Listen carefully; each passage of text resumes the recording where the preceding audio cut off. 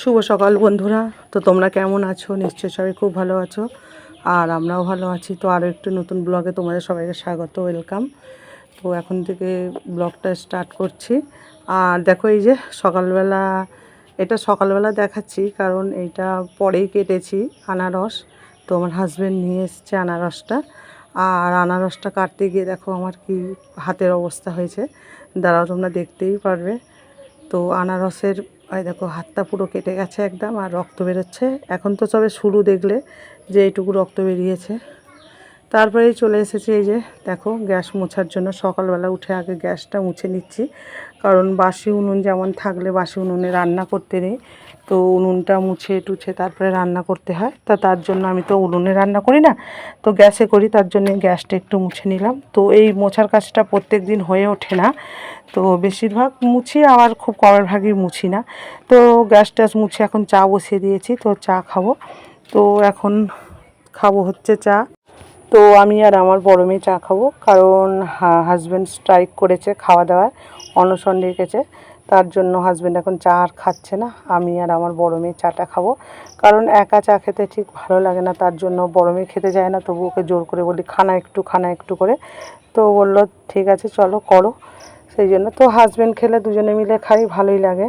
তো যেহেতু হাজব্যান্ড খাবে না, তো মেয়ের সঙ্গে চাটা খেয়ে নিচ্ছি। আর তারপরে তো স্কুল আছে, মেয়ের স্কুল। তো আজকে একটু উঠতে দেরি হয়ে গেছে, আর সকালবেলা থেকেই প্রায় বৃষ্টি হচ্ছে।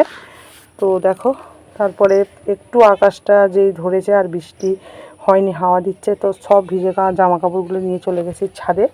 তো ছাদে মেলে দিচ্ছি এখন। তো ছাদে মেলে দিয়ে তারপরে চলে আসব রান্নার দিকে। তো তার আগে মেয়েকে স্কুলে যাবে, তার জন্য কিছু করব, কারণ এখন ভাত বসাতে গেলে হবে না, কারণ অনেকটাই দেরি হয়ে গেছে। আর কি একটা কথা জানো তো বন্ধুরা, আমার সামনে যদিও বা সবাই বলে ভালো ভালো ভালো, কিন্তু পিছনে অনেকেই অনেক খারাপ মন্তব্য করে, অনেক খারাপ কথা বলে।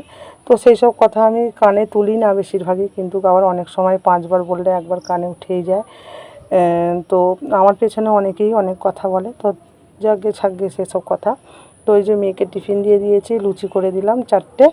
আর এই যে আলু আর ডিম ভাজা করেছিলাম, ওইটা একটু ভাত দিয়ে ভেজে দিলাম। ভাতটা মানে কালকের বাসি ভাত ছিল, ওই বাসি ভাতটা ভেজে দিয়েছি। তো ওইটা এখন মেয়ে খেয়ে চলে যাবে, আর এই স্কুলে টিফিনটা নিয়ে চলে যাবে।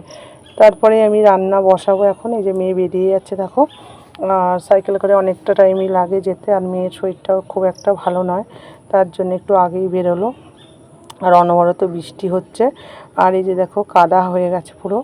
তারপরে এই যে মেয়ে চলে যাওয়ার পর ভাত বসিয়ে দিচ্ছি এখন। ভাতের চালটা মেপে নিচ্ছি। তো হাজব্যান্ড যেহেতু খাবে না, তো আমরা আড়াইজন খাবার দাবার, মানে বড় মেয়ে, আমি আর আমার ছোটো মেয়ে। না, বড় মেয়ে তো স্কুলে চলে গেছে, কিন্তু ওই স্কুল থেকে এসে বিকালে এক এক দিন ভাত খায়, আবার এক এক দিন খায় না। তো আজকে ভাত খাবে বললো, যেহেতু অল্প একটু ভাত খেয়ে গেছে, বাসি ভাত ভেজে দিয়েছিলাম সেটা খেয়ে গেছে। আর একটু এই ঘটির মধ্যে করে মুগের ডাল দিয়ে দিলাম। মুগের ডাল খেতে ইচ্ছা করে না যদিও বা, তো ছোটো মেয়ের তো আবার ডাল ছাড়া চলে না। তো তার জন্য একটু মুগের ডাল ঘটিতে করে দিয়ে দিলাম। আর এখানে আমি পটল আর আলু নিয়ে বসে পড়েছি ছাড়ানোর জন্য।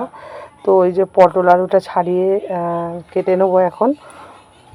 তো আজকে যেহেতু বৃহস্পতিবার, নিরামিষের ব্যাপার আছে। তো সংসারের আয় উন্নতির জন্য অনেক কিছুই চেষ্টা করি, মানে যতটুকু পারি আর কি করি, কিন্তু কোথায় আর কি মনে হচ্ছে ঠাকুর আমার উপরে বিমুখ। তো যদিও বা জানি ঠাকুরের দোষ দিয়ে লাভ নেই, কারণ নিজেরা ভুল করি আর ঠাকুরের নামে দোষ দিই। ঠিক আছে, আর সবাই তো বলে যে ঠাকুর, আমিও বলি এটা, কথাটা মানি যে ঠাকুর যা করে মঙ্গলের জন্য করে। তো জানি না কবে কি মঙ্গল হবে, এখনো পর্যন্ত তো মঙ্গলের ছিটেফোঁটাও দেখতে পেলাম না। যাকে থাকে আর কি হবে। তো সবাই বলে না যে গাছ বসিয়ে যাও ফলের আশা করো না, তো সেটাই আর কি, কর্ম করে যাও ফলের আশা করো না। কিন্তু মানুষের মন তো সবসময় শুধু কর্মই করে যাব, ফলের আশা করব না, এরকম তো হতেই পারে না। মন মানে না, মনে কবে এত কষ্টর পরও যে কবে যে সুখের একটু মুখ দেখব। তো জানি না আদৌ সুখের মুখ দেখতে পাবো নাকি না, এইভাবেই চলে যেতে হবে একদিন পৃথিবী ছেড়ে। তো সবই ব্যাপার আর কি। তো তারপরেই দেখো ভাতটা আমার মোটামুটি ভাত আমার হয়েই গেছে মনে হচ্ছে। ভাতটা এখন নামাবো, একটু দেখে নিই তার আগে। তো তারপর এখানে মিক্সিতে নিয়ে নিচ্ছি পোস্ত আর কাঁচা লঙ্কা বাটবো, যেহেতু আলু দিয়ে পটল দিয়ে পোস্ত দিয়ে তরকারি করব। তো তার জন্য পোস্তটা নিয়ে নিচ্ছি, নিয়ে মিক্সিতে পেস্ট করে নেব, একটু জলও দিয়ে দিলাম। তো কী বলো তো বন্ধুরা, একটা ভুলের জন্য মানুষকে সারা জীবন মাসুল দিতে হয়, সেটা আমাদের ক্ষেত্রেও হয়েছে। কারণ মানে আমাদের ভুল নয়, হাজবেন্ড একটা করেছে ভুল, আর সে তার মাসুল বা ক্ষতিপূরণ যেটাই বলে সেটা আমাদের দিতে হচ্ছে, আমাদের 3টে মানুষকে। আর কতদিন দিতে হবে জানি না। তো এই ব্যাপারটা নিয়ে যখন আলোচনা করি, একটু হাজব্যান্ডের সঙ্গে ঝগড়া টগড়া হয় আর কি, তো তখন আর কি লোক বলে বাবা বউটার কি মুখ। তো কেন বলছি, কী কারণে বলছি সেটা লোক জানে না, আর ভেতরের ব্যাপার জানেও না যে কি ব্যাপার না ব্যাপার, সেটাই আর কি। এই বাজারে 2টো বাচ্চাকে নিয়ে সংসার চালানো খুবই কষ্টকর ব্যাপার আর কি। আর যে আয় ইনকাম যে খুব হাইফাই সেটাও নয়। তো এইটুকু মাপা পয়সার মধ্যেই সংসার সবটাই ম্যানেজ করতে হয়। তারপরে লোনও আছে একটু একটু। তো লোনটা নিয়েছিলাম, হাজব্যান্ড যে একটা ভুল করে ফেলেছে সেই ভুলের মাসুলের জন্যই করেছিলাম আর কি, মানে নিয়েছিলাম আর কি লোনটা। তো এই সব ব্যাপার।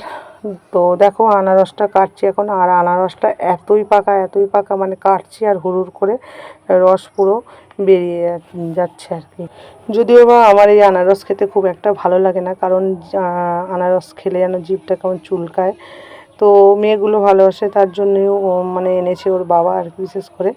আর দেখো আনারস কাটতে গিয়ে কতটা হাত কেটে গেছে। এটা সবে শুরু একটু কেটেছে, এবার হুড়ুর করে রক্ত বেরোচ্ছে, কারণ এই যে আঙুলটার মধ্যে চাপ পড়ছে, তো ওই যে আনারসের চোখলাগুলো ছাড়াচ্ছি তার জন্য। তো এখানেই শেষ করছি ভিডিওটা, টাটা।